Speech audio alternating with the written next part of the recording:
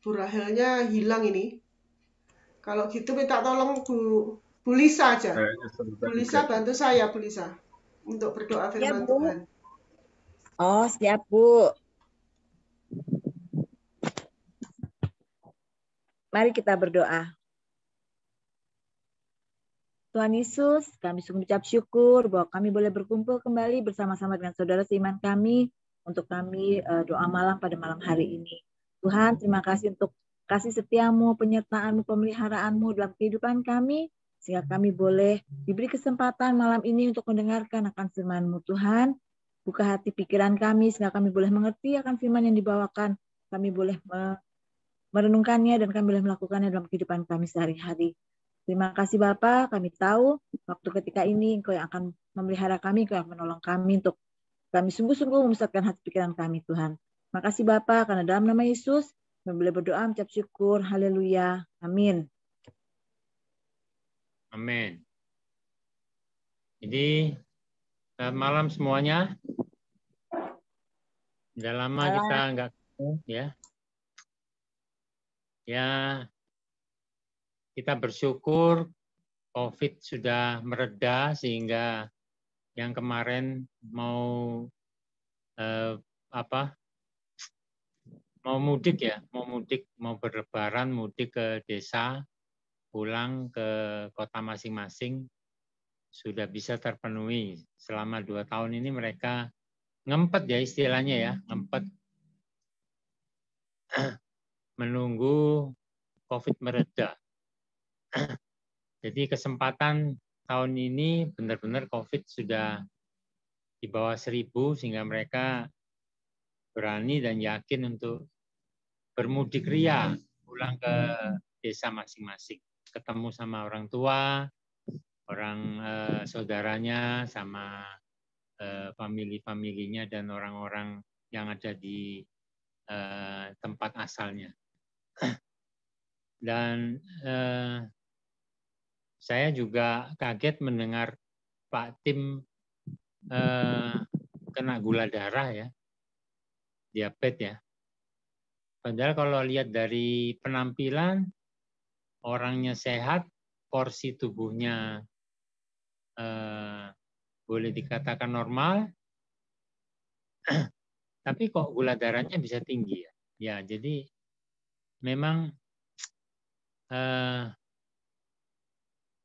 kita harus rajin-rajin ya ngetes lab untuk tahu kondisi kondisi tubuh kita dengan cara mengetes darah kita. Kalau enggak, memang biasanya kaget. Seperti saya dulu juga begitu. Tahu-taunya gula darah saya sudah 300. Kemudian gitulah, saya juga harus masuk rumah sakit untuk untuk akibat dari gula darah dan kolesterol. Padahal saya ini kan kurus ya, mestinya kolesterol nggak ada mestinya, tapi nyatanya enggak. Nyatanya tetap ada kolesterol dan kolesterolnya cukup tinggi waktu itu, hampir 300 juga. Ya, jadi memang kita harus jaga makan, jaga segalanya deh untuk kesehatan, harus olahraga dan sebagainya. Oke,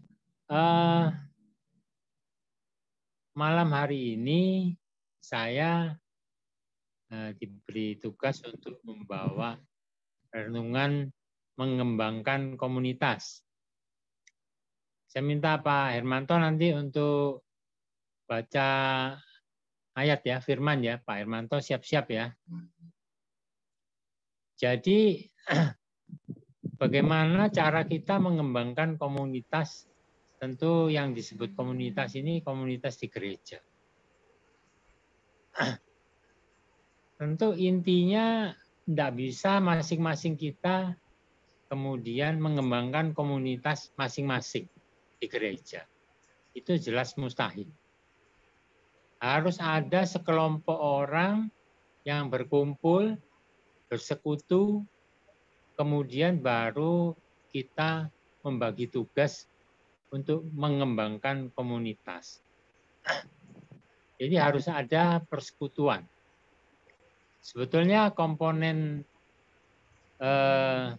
persekutuan itu ada salah satu komponen yang harus ada dalam gereja. Yang komponen yang nomor satu itu biasanya adalah pengajaran yang disebut dengan bahasa Yunani itu marturia. Marturia itu harus ada dalam gereja. Jadi pengajaran, kemudian khotbah, kemudian pendidikan, ya, pengembangan Alkitab itu harus ada dalam gereja. Yang kedua itu harus ada pelayanan dalam gereja, komponen yang kedua. Pelayanan itu kalau dalam bahasa Yunani ya diakonia. Ya, kita bisa melayani di gereja, kita bisa mengunjungi orang sakit, kita bisa memberi bantuan kepada orang-orang yang berkekurangan, kita bisa juga kita melakukan pelayanan untuk hal-hal yang di luar gereja, bisa. Itu tugas dari diakonia, diakon, ya. Nah, yang nomor 3 itu adalah koinonia. Koinonia ini adalah persekutuan. Nah, malam hari ini kita akan belajar mengenai persekutuan. Sebetulnya kata persekutuan ini itu sudah dilakukan sejak zaman para rasul, ya. Kita ingat bahwa rasul-rasul itu berkumpul di satu rumah, kemudian memecah-mecah roti, kemudian mereka berdoa. Ya, jadi mereka sudah melakukan persekutuan. Dan dikatakan dalam kitab Injil Matius, ya, Matius 18 ayat 20. Sebab di mana 2 atau 3 orang berkumpul dalam namaku, di situ aku ada di tengah-tengah mereka. Jadi sebetulnya persekutuan ini adalah salah satu tempat kehadiran Tuhan dalam gereja. Itu di dalam persekutuan. Makanya persekutuan ini penting. Nah, persekutuan ini sebetulnya harus punya landasan. Kalau persekutuan yang kita sebut dengan koinonia, itu harus punya dasar. Nah, dasar dari persekutuan itu sebetulnya adalah Injil. Dasarnya adalah harus ada kristologi di sana. Harus ada kematian dan kebangkitan Kristus. Sehingga persekutuan itu nanti akan menjadi punya kiblat, ya. Punya kiblat adalah Kristus. Sehingga kalau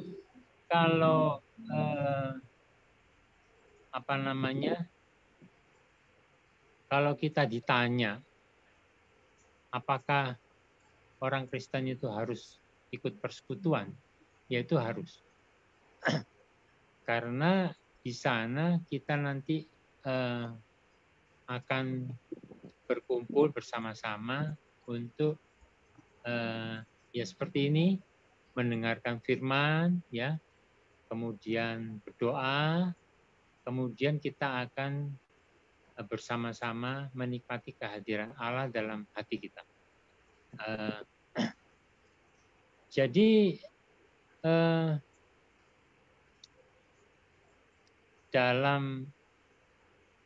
dalam persekutuan itu landasannya adalah kristologi, dan salah satu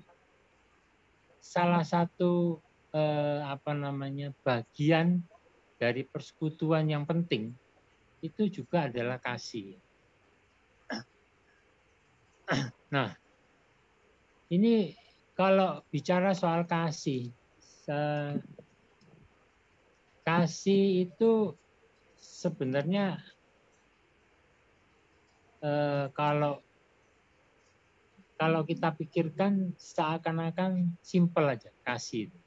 Kasih itu mungkin ya menolong orang lain, memperhatikan orang lain, memberi bantuan pada orang lain, kemudian ikut bersedih kalau orang lain lagi sakit, orang lain lagi berduka, orang lain lagi kehilangan sepeda misalnya.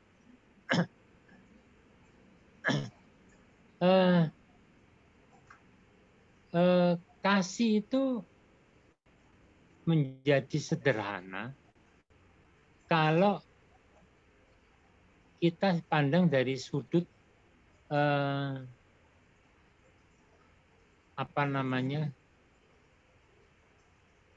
kasih yang general, kasih yang dilakukan oleh orang-orang yang pada umumnya.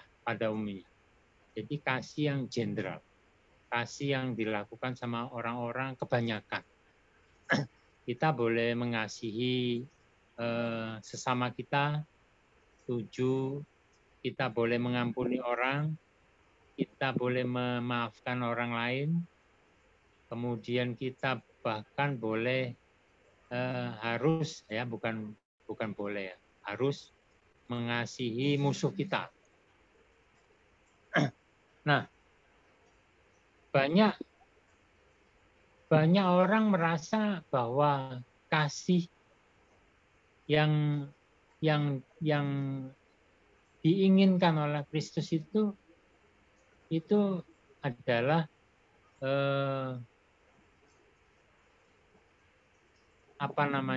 eksklusif pada orang Kristen saja. Tapi sebetulnya kalau kita mau jujur ya, kasih yang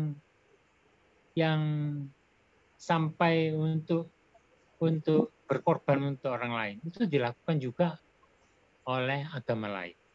Jadi agama-agama lain itu juga mengajarkan kasih pada sesama, bahkan juga berkorban, bahkan sampai mati. Itu dulu ada tetangga saya itu agamanya enggak Kristen. Dia waktu itu di Riau, mereka itu buka toko emas di satu pasar. Kemudian satu malam kira-kira hampir pagi, jam 2. Rupanya toko mereka itu terbakar sampai mereka tidur di lantai 2. Kemudian ini gara-gara pembantunya menyalakan kompor, masak air nggak salah.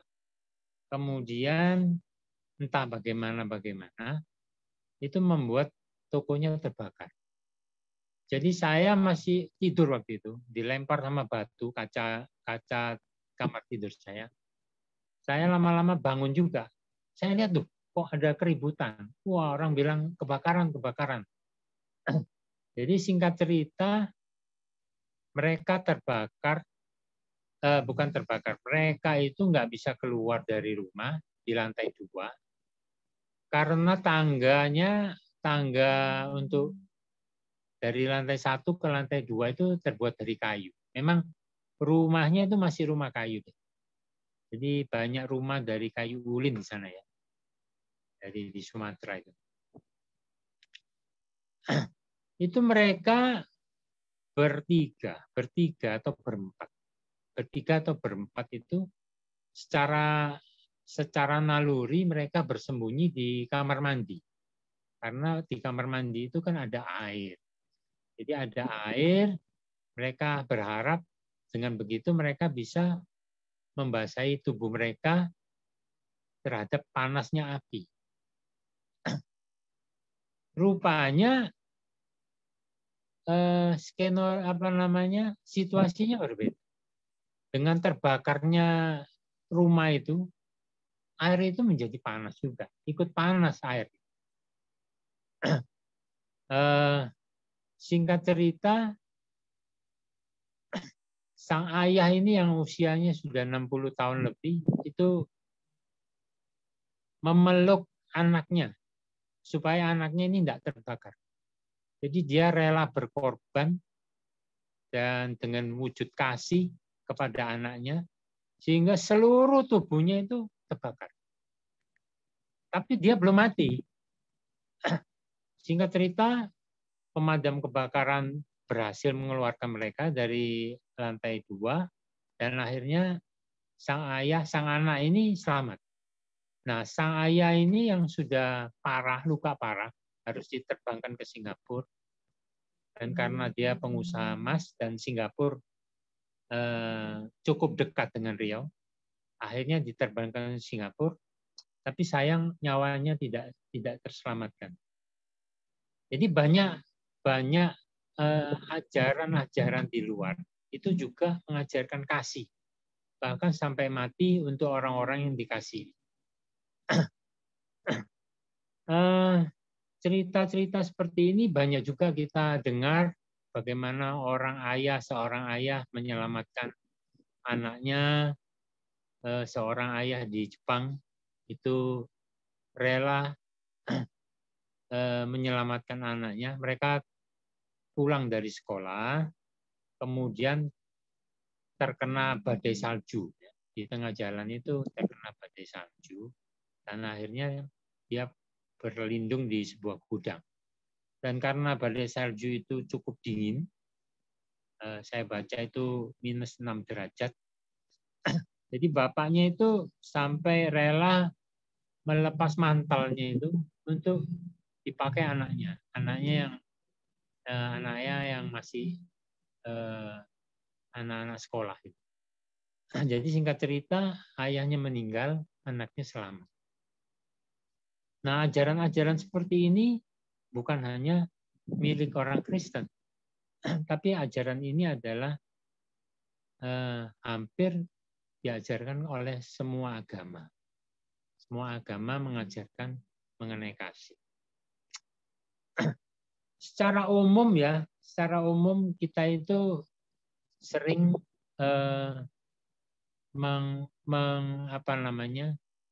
bisa melakukan perbuatan kasih ini adalah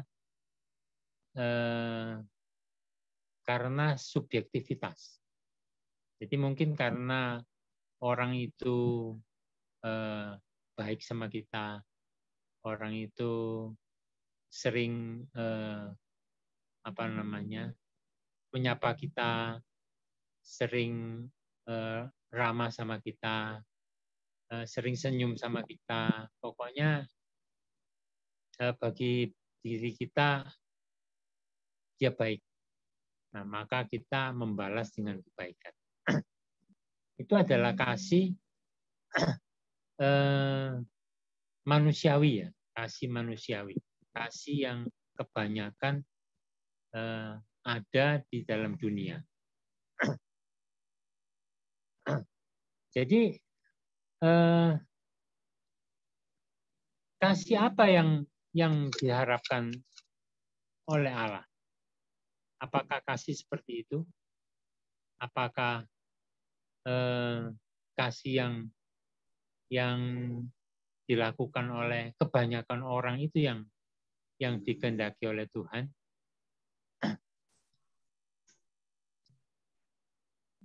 Nah, banyak orang merasa kasih itu ya sesederhana itu deh. Sederhana itu. Tapi sebetulnya kalau kita pikir bahwa Tuhan dulu menciptakan kita itu manusia waktu belum berdosa. Itu Tuhan menciptakan manusia sesuai dengan gambar dirinya sendiri. Jadi Allah yang baik itu menciptakan manusia yang waktu itu tanpa dosa untuk istilahnya berkarya dengan cara menciptakan bumi dulu ya dengan segala isinya, kemudian baru menyerahkan kepada manusia. Itu Allah, bukti dari Allah mengasihi manusia. Dan kemudian setelah manusia itu jatuh di dalam dosa, kasih Allah itu bukan berkurang, tapi kasih Allah itu makin besar. Jadi blessing atau anugerah dari Allah itu semakin menjadi luar biasa. Di saat manusia itu berdosa, justru anugerah Tuhan itu, kasih itu makin nyata dan makin besar. Nah,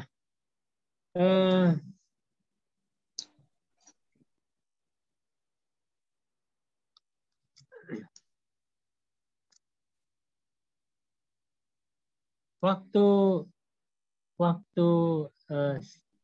Petrus tanya oleh Tuhan, oleh Yesus, Petrus, apakah engkau mengasihi aku?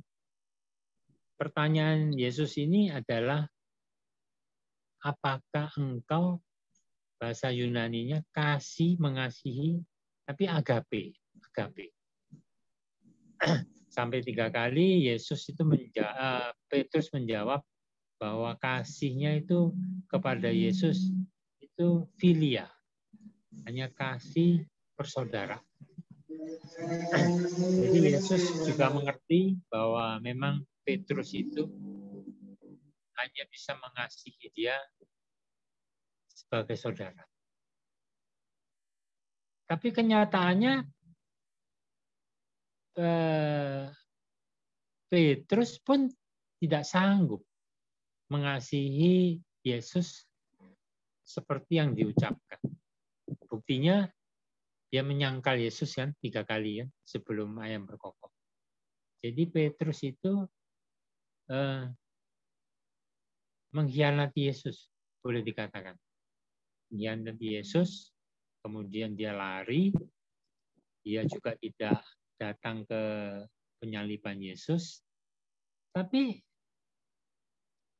Yesus tetap mengasihi Petrus.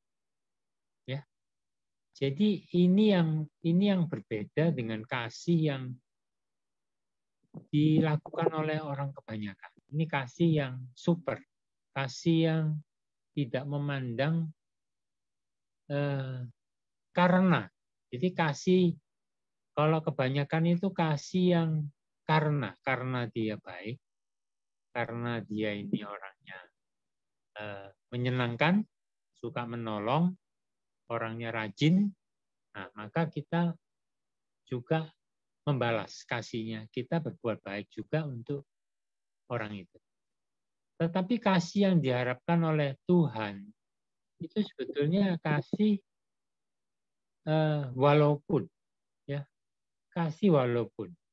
Jadi ini yang diharapkan untuk hadir dalam persekutuan kita sebagai landasan bahwa kita bersekutu dalam gereja, kemudian dengan dasar itu kita boleh sharing,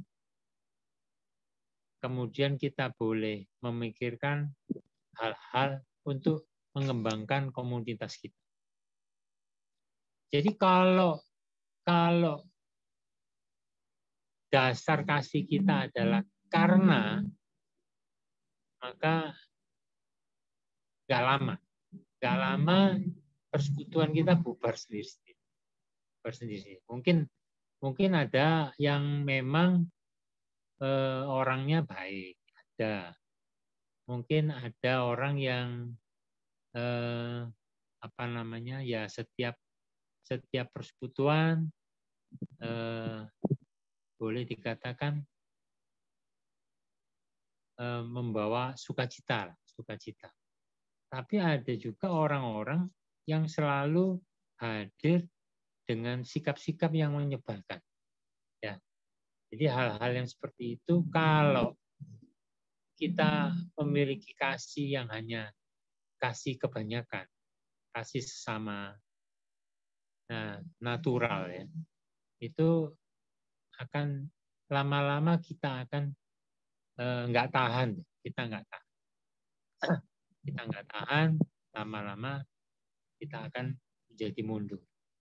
Jadi itu yang diharapkan oleh Tuhan Yesus kepada para murid-muridnya untuk dilakukan di dalam gerejanya. Saya minta Pak Hermanto untuk baca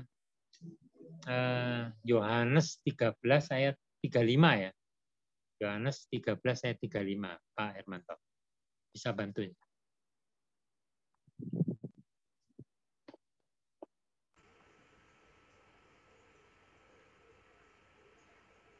Yohanes 13 ayat 35. Dengan demikian, semua orang akan tahu bahwa kamu adalah murid-muridku, yaitu jikalau kamu saling mengasihi. Ya. Kemudian 1 Yohanes 4 ayat 7 sampai 9.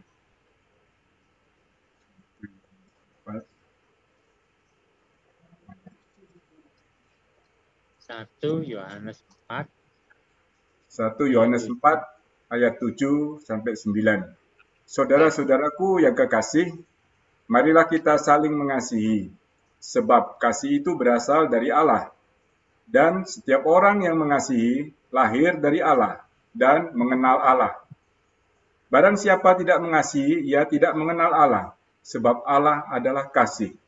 Ayat 9, dalam hal inilah kasih Allah dinyatakan di tengah-tengah kita, yaitu bahwa Allah telah mengutus anaknya yang tunggal ke dalam dunia, supaya kita hidup olehnya. Oke, terima kasih ya. Jadi inilah yang dimaksud dengan kasih yang disebutkan di Yohanes 13:35 dan 1 Yohanes 4 itu tadi. Sehingga kalau kita benar-benar hadir dengan kasih seperti itu di persekutuan, maka pasti persekutuan kita itu bisa menjadi satu berkat bagi sesama orang-orang yang bersekutu, bahkan bagi orang-orang yang di luar persekutuan itu. Menjadi blessing bagi orang-orang yang ada di sekitar. Saya kira renungan saya cukup sampai di situ ya. Malam hari ini saya berterima kasih karena boleh sedikit sharing dengan teman-teman. Mungkin ini hal yang enggak, istilahnya apa ya, yang enggak biasa bagi saya untuk mempersiapkan renungan, kemudian membawakan secara rinci begitu ya. Saya biasanya itu lebih senang jadi komentator gitu ya. Komentator itu mendengarkan orang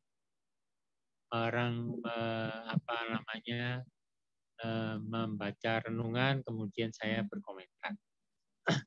Ya, saya kira saya akhiri renungan saya.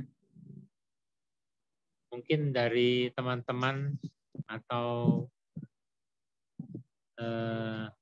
saudara-saudari masih ada pertanyaan mengenai renungan ini, tapi saya belum tentu bisa jawab.